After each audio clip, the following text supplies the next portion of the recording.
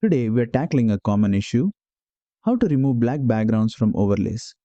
Whether it's smoke, fire, or light effects, this quick trick will seamlessly blend them into your footage. Let's jump in. First, ensure you already have a video clip on V1 in your timeline. Next, drag your overlay, like smoke or light effects, onto the timeline above it on V2. Play the timeline and you'll notice the overlay has a solid black background covering your main footage.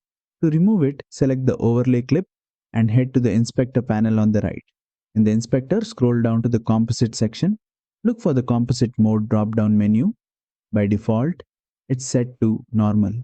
Change it to the screen, and just like that, the black background is gone. The overlay now blends beautifully with your main clip, showing only the smoke or light effect. This technique works great for overlays like fire, smoke, lens flares, and other effects with black backgrounds. If you found this tutorial helpful, give it a thumbs up, subscribe to the channel, and hit the bell icon for more DaVinci Resolve tips.